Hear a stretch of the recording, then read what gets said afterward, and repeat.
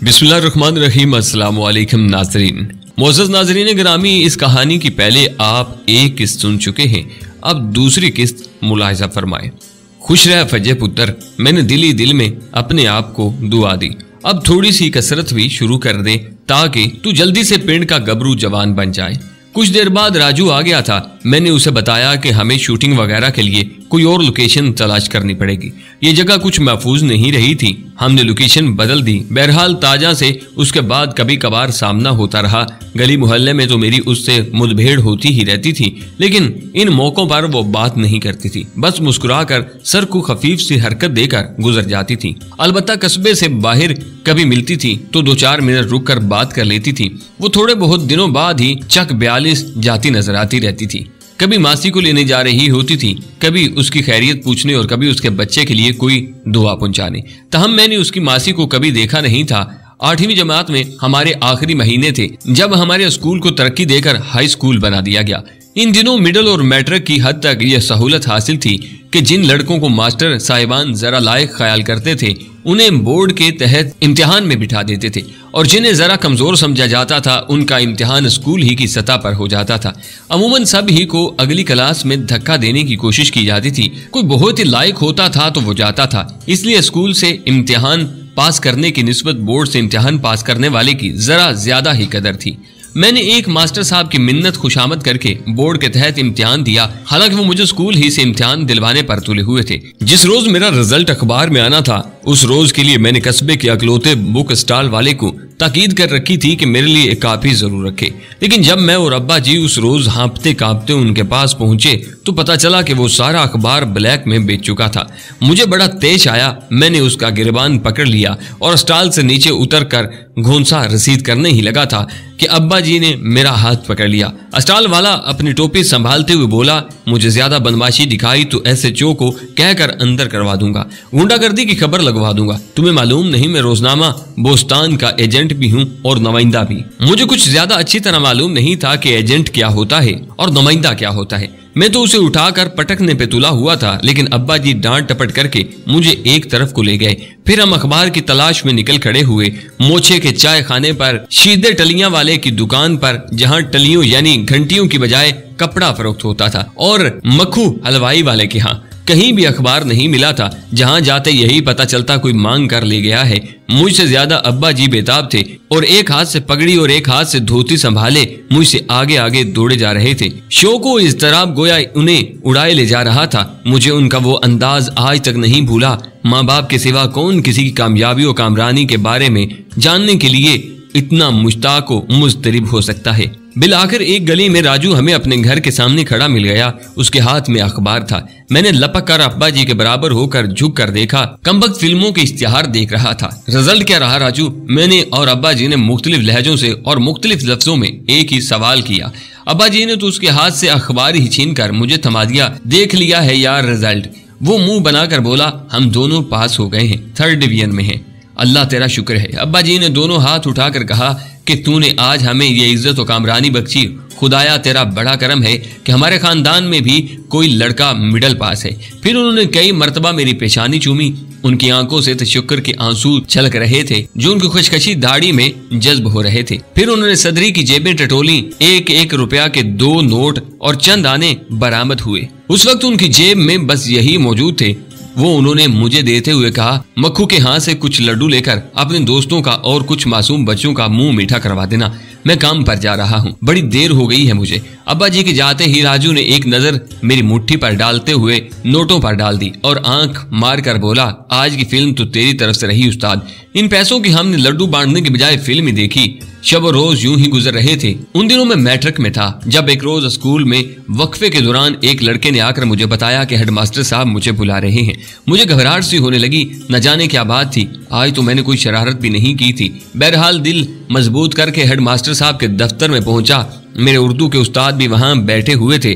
तुम्हारा नाम है अफजल? हेडमास्टर साहब ने ऐनक के शीशों के ऊपर से देखते हुए पूछा। मुझे बड़ी खुशी हुई कि हेडमास्टर साहब जैसी मुअज़्ज़ज़ हस्ती मुझे मेरे दुष्ट नाम से मुखातिब कर रही थी। जी हाँ, मैंने थूक निकल कर जवाब दिया। तुम्हारे पास कुछ साफ शलवार कमीज है? उन्होंने मेरा सरतापा जायजा लेते हुए पूछा। इस गैर मुतवक्का सवाल ने मुझे परेशान कर दिया था। अंदेशा महसूस हुआ कि शायद साफ सुथरी शलवार कमीज न रख सकने के जुर्म में मुझे स्कूल से निकालने की तैयारी की जा रही है। जी हाँ, एक है तो सही, मैं उसे अच्छी तरह धुलवा लूंगा, मैंने हिचकिचाते हुए जवाब दिया। मगर करना क्या है? मैं सवाल मुकम्मल करने की हिम्मत न कर सका। पुत्र, मेरा मतलब है बरखुदार, हेडमास्टर साहब ने खनकार कर गला साफ करते हुए कहा। हम दरअसल तुम्हें लाहौर भेजना चाह रहे हैं। एक लम्हे के लिए गोया मेरा दिल धड़कना भूल गया। मुझे मालूम था कि सारे फिल्म स्टूडियो लाहौर में हैं, सारी हीरोइनें भी लाहौर में रहती हैं। हीरो से मुझे कुछ ज्यादा दिलचस्पी नहीं थी। हेडमास्टर साहब अपने सामने पड़े हुए कागजात के पुलंदे को उलटते पुलटते हुए कह रहे थे। भाई, वो मसला ये है कि लाहौर में कोई मेला शेला हो रहा है, कई दिन चलेगा। उसमें स्कूलों के दरमियान मुख्तलिफ मुकाबले भी होंगे। हमारे स्कूल से भी एक एक खिलाड़ी कबड्डी, बॉक्सिंग और हाई जंप का जाएगा। मुसीबत यह है कि दावत एक मुकर्रर के लिए भी आई है, क्योंकि वहाँ तकरीरी मुकाबले भी होंगे। खिलाड़ी तो हमने सब मुंतखिब कर लिए हैं, मुकर्रर कोई नहीं है। जो एक आध है उसकी उर्दू मुझसे भी ज्यादा खराब है। उर्दू के मास्टर साहब ने तुम्हारा ही नाम तजवीज़ किया है, लिहाजा हमने सोचा है कि मुकर्रर के तौर पर तुम्हें भेज दें। लेकिन सर, मैंने तो कभी तकरीर की ही नहीं, मैंने कमजोर से लहजे में कहा। उसके बाद हेडमास्टर साहब ने इस मौजू पर कुछ देर तकरीर की कि तकरीर का फन क्या होता है। फिर कहने लगे, वैसे भी हम कौन सा तुम्हें अक़वाम मुत्तहिदा की जनरल असेंबली में तकरीर करने के लिए भेज रहे हैं। तुम्हारा फायदा ये है कि स्कूल के खर्च पर लाहौर की सैर कराओगे। मुझे दरअसल तुम्हारे मास्टर साहब ने बताया है कि तुम्हारी आवाज बड़ी रोबदार है। मास्टर साहब तुम्हें तकरीर लिख कर देंगे और रटवा भी देंगे। कोई खास मसला नहीं है, बस तैयार रहना। एक हफ्ते बाद तुम्हें हेडमास्टर साहब के साथ जाना है। हमने तुम्हारा नाम लिख लिया है। आजकल जिस तरह किसी के दुबई जाने या हज पर जाने की तैयारी होती है, उसी जोरों शोर से मेरे लाहौर जाने की तैयारी शुरू हुई। उसमें तैयारी कम थी और जोरों शोर ज्यादा। तैयारी करने के लिए था ही क्या। एक शलवार कमीज थी जिसे मैंने खुद 3 मरतबा धोकर धोबी से इस्त्री करवाया, जूते मोची से मुरम्मत और पॉलिश करवा कर रखे। एक दोस्त से शीशी में थोड़ा सा खुशबू वाला तेल मांग कर रखा कि लाहौर जाते हुए बालों में लगा लूंगा। तकरीरी मुकाबले वगैरह की तारीख से एक दिन पहले हम चंद लड़के मास्टर साहब के साथ लाहौर रवाना हुए। हमारी बस जब लाहौर की हदूद में दाखिल हुई तो फरते इश्तियाक से मेरा दिल उस कम सिन दुल्हा की तरह धड़क रहा था जो हुजला रूसी की तरफ रवाना होने लगा हो। मास्टर साहब हमें बताते जा रहे थे, ये शाही मस्जिद है, इसके बराबर में शाही किला है, ये भाटी गेट है, ये दाएं हाथ पर गली में दरबार दाता साहब है। अगली सीटों से 2-3 आदमियों ने मुड़कर हमारी तरफ देखा। फिर उनमें से एक ने कदरे नीची आवाज में दूसरे से कहा, ये भी बत्तियां देखण आए नहीं, ये भी बत्तियां देखने आए हैं। उसके साथी ने जोरदार कहका लगाया, गोया ये कोई उम्दा लतीफा था। मास्टर साहब खिसियाने से होकर चुप हो गए। वो बारहा लाहौर आ चुके थे, मगर इश्तियाक उनका भी काबिल दीद था। तहम उस शख्स का फिक्रा सुनने के बाद उन पर भी गोया ओस सी पड़ गई थी। इन दिनों रेलवे स्टेशन पर ही बेशतर बसों का टर्मिनल होता था, लेकिन हम भाटी गेट के चौक में ही उतर गए। हमारे क़याम का बंदोबस्त दूसरे शहरों से आए हुए बहुत से लड़कों के साथ गवर्नमेंट कॉलेज के हॉस्टल में किया गया था, जो उन दिनों खाली था।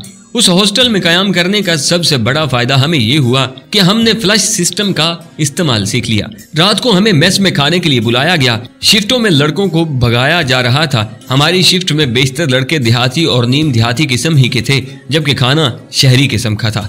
मैंने जब 6 रोटियां चट करने के बाद तीसरी मरतबा सालन तलब किया तो बहरानुमा शख्स ने नापसंदीदगी की नजर से हम सबको घूरते हुए कहा, ये अगली शिफ्ट के लिए भी कुछ छोड़ दोगे या नहीं। उसके बाद दबी दबी जुबान में मास्टर साहब ने हमें समझाया कि हमें अपने आप को बेहद मुहज्जब, शाइस्ता और नफासत पसंद जाहिर करना चाहिए। चुनाचे मैंने चौथी मरतबा सालन मांगने का इरादा तर्क कर दिया। मेले के सिलसिले की सरगर्मियों का इंतजाम यूनिवर्सिटी ग्राउंड पर था और तकरीरी मुकाबलों में हमारा नंबर रात को आना था। मास्टर साहब तो दीगर तफसीलात वगैरह मालूम करने के लिए सुबह ही कमरे से रुखसत हो गए। अलबत्ता हमें ताकीद कर गए थे कि उनकी वापसी तक हम कहीं न जाएं। बाकी लड़के तो खिड़की में लटक कर ट्रैफिक देख कर ही अपनी सैर का शौक पूरा करने लगे, लेकिन मैं चुपके से कमरे से खिसक लिया।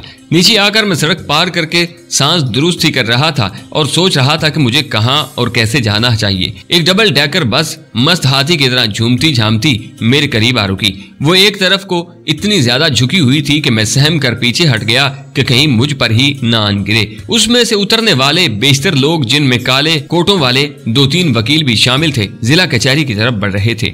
इसी दौरान कंडक्टर ने आवाज लगाई, शाहनूर, शाहनूर। इतना तो मुझे मालूम था कि शाहनूर एक स्टूडियो का नाम है, लेकिन मैंने इत्मीनान करने के लिए कंडक्टर से पूछ लिया, शाहनूर स्टूडियो ही जा रही है ना? उसने सरतापा मेरा जायजा लिया, मुस्कुराया और बस में घुसकर मुसाफिरों को आगे धकेलने लगा। मैं उसके पीछे पीछे ही बस में चढ़ गया। मेरी सदरी की जेब में 3 रुपए 4 आने मौजूद थे, जो अब्बा जी ने बमुश्किल अपने बजट में गुंजाइश निकाल कर मुझे दिए थे। मैंने सुन रखा था कि बहुत सी कहानियों में भी पढ़ा था और फिल्मों में भी देखा था कि शहर में अमूमन बसों में सफर करने वालों की जेब कट जाती है, खुसूसन नए आने वालों की। इसलिए मैंने उस जेब पर सख्ती से हाथ रखा हुआ था जिसमें 3 रुपए 4 आने थे। सफर मुझे बहुत तवील महसूस हो रहा था। खुदा खुदा करके हाँपती कांपती बस एक मकाम पर रुकी। वहाँ बचे कुछ तमाम मुसाफिर उतर गए। मुझे कंडक्टर ने आकर ये बताकर उतार दिया कि नूर स्टूडियो आ गया है। मैंने बस से उतरकर इधर उधर देखा तो मुझे कहीं स्टूडियो के आसार दिखाई ना दिए। दरअसल मेरे जहन में स्टूडियो का तस्वुर कुछ अजीब सा था कि शायद वो कोई महल नुमा बहुत लंबी चौड़ी और चमचम करती इमारत होती होगी।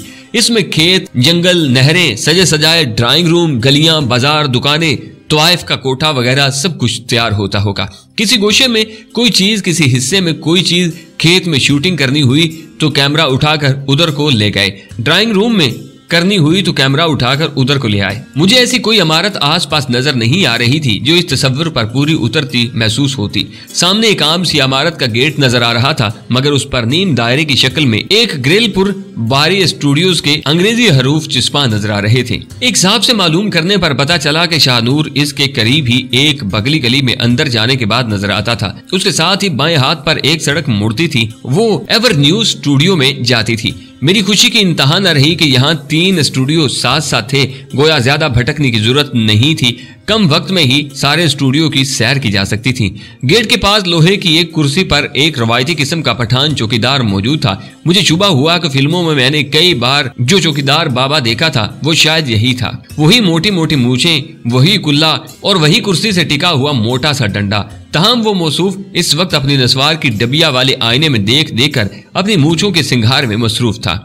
लोग बेतकल्लफाना अंदाज आ जा रहे थे। मैं भी अपने अंदाजे से बेपरवाही और बेनियाजी जाहिर करते हुए अंदर जाने लगा। लेकिन खान साहब की यहाँ तो कोई इजाफी आंख भी थी जो आने जाने वालों का जायजा ले रही थी और उन सब के चेहरों से अंदाजा था कि कौन मुतलका आदमी है और कौन गैर मुतलका। यहाँ वो आने जाने वालों को उनकी बू से पहचानते थे, क्योंकि जैसे ही मैं उनके सामने पहुंचा उनकी मूछें यूं फड़फड़ाई जैसे किसी हिसास मीटर की सुइयां किसी गड़बड़ की निशानदेही के लिए लर्ज उठी हूँ। मेरी बू पाकर शायद उनकी नाक में सरसराहट हुई थी। खान साहब ने निस्वार की डबिया रखकर अपना भारी डंडा उठाया और अपनी जगह से उठे बगैर मेरी राह में हायल कर दिया। किधर जाता पड़ा है भाई? अंदर, मैंने रौब से कहा। अंदर किधर? किससे मिलने का? किस काम का खातिर? उसने मूंछों को बल देते हुए बैठे ही सवाल पूछना शुरू कर दिया। अब मैं गिड़बड़ा गया था। इन सवालों का मेरे पास कोई जवाब नहीं था। मेरे मुंह से बेख्तियार निकल गया शूटिंग देखने। मेरा जवाब सुनते ही खान साहब को जैसे जलाल आ गया। वो डंडा लहराते हुए उठ खड़े हुए और हकारत से मेरी नकल उतारते हुए बोले, शूटिंग देखने आया है और हमसे पूछे बगैर अंदर जाता है, खाना खराब। इधर देखो। खान साहब ने अपने बाएं हाथ से इशारा किया। मैंने देखा उधर 8-10 आदमी कंधे से कंधा जोड़े गोया किसी के इस्तकबाल के लिए तैयार खड़े थे। किसी का हुलिया माकूल था, कोई बहुत ही शिकस्ता हाल नजर आ रहा था, किसी का चेहरा सुता हुआ था और कोई बीमार नजर आ रहा था। इनमें एक चीज मुश्तरक थी और वो ये कि सबके चेहरों पर उम्मीद का परतव था और जैसे जिंदगी से उनका नाता महज इसी उम्मीद के सहारे कायम था। ये सब भी शूटिंग देखने के वास्ते आया है, खान साहब ने तंजिया लहजे में कहा, और आज का नहीं बहुत मुद्दत से आया है। इनमें से कोई सबिया का आशिक है, कोई शमीम आरा का आशिक, कोई नीलों पर जान देता है और कोई मुसर्रत नजीर के लिए जिंदगी कुर्बान करने को तैयार है। अभी तो हमने इनमें से किसी को अंदर जाने नहीं दिया। तुम तो अभी पहली दफा आया है और मुंह उठाकर अंदर जाता पड़ा है। पीछे हटो, खाना खराब। खान साहब ने डंडों से मुझे पीछे धकेल दिया। मैं गोया महज अपनी खजालत मिटाने के लिए चंद मिनट वहां खड़ा रहा और इस दौरान एहसासात मामूल पर आ गए। लोग बदस्तूर स्टूडियो में आ जा रहे थे। दो एक गाड़ियां भी स्टूडियो से बाहर आईं और खान साहब ने लपक कर उनके लिए पूरा गेट खोला। मैं गाड़ियों से बाहर आने वालों को पहचान नहीं सका था। चंद मिनट बाद ही वहां से हटा और करीबी गली में घुस गया। चंद कदम चलकर मैं एक मोड़ मुड़ते ही खुली सी जगह पर पहुंच गया था। सामने एक और इमारत का लंबा चौड़ा गेट था जो खुला हुआ था और इस पर कोई चौकीदार भी नहीं था। मैं हिचकिचाते हुए अंदर चला गया। ये शाहनूर स्टूडियो था। बाएं हाथ पर तवील लान था और उसके मुकाबले सतूनों वाले बरामदे में दरवाजों की कितारें नजर आ रही थी। सब कमरे बंद थे। लान के दूसरी तरफ भी इस तरह सतूनों वाले बरामदे थे। इनमें जो दरवाजे नजर आ रहे थे वो कमरों के दरवाजे मालूम नहीं होते थे। बहुत ऊंचे ऊंचे सुरमई दरवाजे थे जैसे अमूमन फिल्मों में जेलों या फिर किलों के दिखाए जाते थे। इन दरवाजों पर नंबर भी पड़े हुए थे। यह इमारत 2 मंजिला थी और ऊपर भी तकरीबन नीचे ही का सा नक्शा था। यहाँ कुछ वीरानी और सकूत था। यूं महसूस होता था जैसे जो कुछ भी हो रहा था बंद दरवाजों के पीछे हो रहा था। इक्का दुक्का आदमी इधर उधर फिर रहे थे। कोई शनासा सूरत नजर नहीं आ रही थी। ये सब कुछ मेरे तसव्वुरात से काफी मुख्तलिफ था। मेरे ज़हन में कुछ ऐसा नक्शा था कि स्टूडियो में दाखिल होते ही कहीं छोटी सी नहर के किनारे नीलो नीम दराज नजर आती होगी। कुछ आगे बढ़ते होंगे तो घास पर शीरी महवे रक्स दिखाई देती होगी। मजीद आगे जाते होंगे तो मुसर्रत नजीर घोड़े पर सवार तलवार लहराती इधर उधर फिरती दिखाई देती होगी। कुछ और आगे बढ़ते होंगे तो नैयर सुल्ताना किसी गोशे में दर्पण से सरगोशियों में मसरूफ नजर आती होगी। लेकिन यहाँ इनमें से कोई भी नहीं था। मैं आवारा गाय की तरह इधर उधर फिर रहा था और मायूस होकर वापस जाने का इरादा कर रहा था कि ऊंचे सुरमई दरवाजों में से एक दरवाजा अचानक खुला और एक दराज का औरत जो पहली नजर में मुझे मर्द मालूम हुई तेजी से बाहर आई। वो स्याह चुस्त पतलून कमीज और नुकई से रंग की चमकीली जैकेट पहने हुए थी। पैरों में फुल बूट थे। उसके तराशीदा भूरे बाल चौड़े कंधों पर झूल रहे थे। बड़े मर्द मार अंदाज में वो ठक ठक करती बरामदे में आ रही थी। उसके चेहरे पर सुर्खी पाउडर इस कदर थपा हुआ था जैसे किसी ने बुर्श से बाकायदा पेंट किया है। उसकी आंखें खूबसूरत थी मगर उन्हें इतने ज्यादा काजल से सजाया गया था कि वो मसनूई मालूम होने लगी थी। उसके दाएं बाएं 2 मर्द थे। एक ने क्लिप बोर्ड पकड़ा हुआ था जिस पर कागजों का पलंदा अटका हुआ था। वो शख्स इस औरत से कदम मिलाकर चलने की कोशिश कर रहा था। कभी वो अपनी ऐनक संभालता था और कभी कागजात। उन कागजात को उलट पुलट कर वो औरत को कुछ बताने की कोशिश कर रहा था। एक और शख्स कदरे पीछे था लेकिन लपका चला रहा था और मैडम मैडम की गर्दान कर रहा था। उसके पीछे एक छोटा लड़का था जो एक खूबसूरत बक्स उठाए हुए था। सबसे पीछे एक मुअम्मर औरत लंगड़ाती हुई चली आ रही थी। मर्दाना अंदाज में चलती हुई औरत किसी की तरफ भी मुतवज्जा नहीं थी। वो बार बार अपनी घड़ी देख रही थी। उसे जैसे कहीं पहुंचने की जल्दी थी।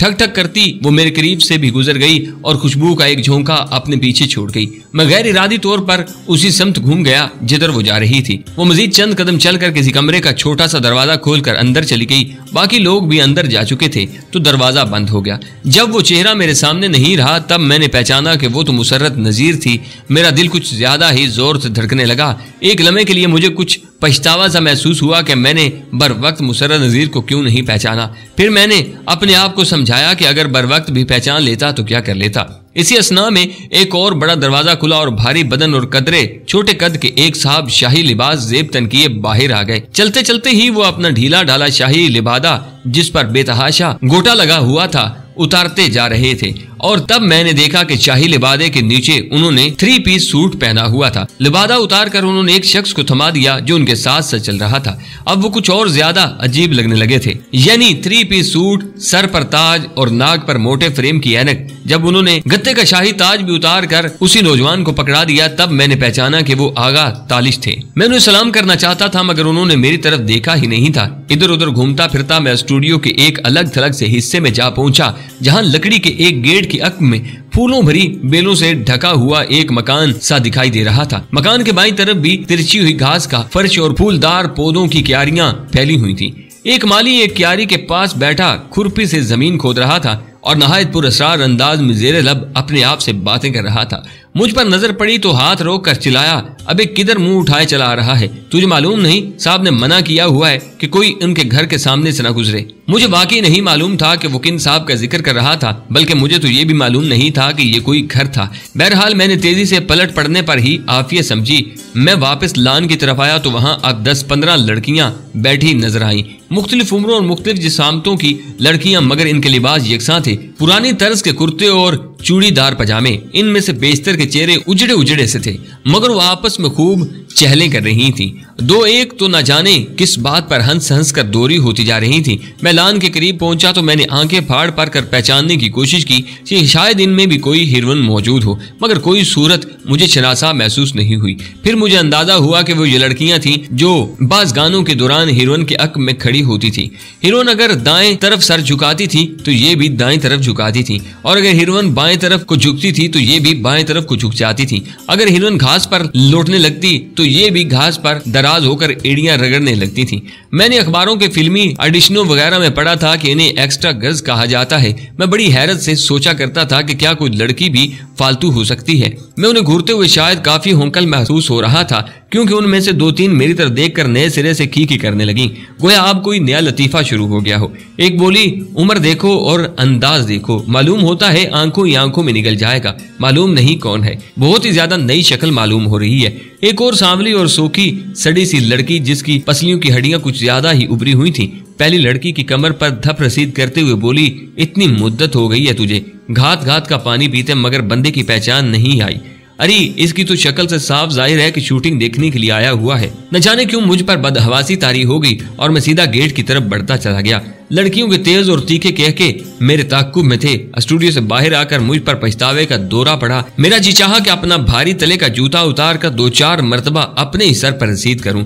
भला लड़कियों के सामने इतना नर्वस होने की क्या जरूरत थी। दफातन मुझे याद आया कि मास्टर साहब ने सख्ती से हदायत की थी कि कोई लड़का हॉस्टल के कमरे से बाहर न जाए, और मैं कहाँ घूमता फिर रहा था। ये ख्याल आते ही मैं सड़क पार करने के लिए लपका।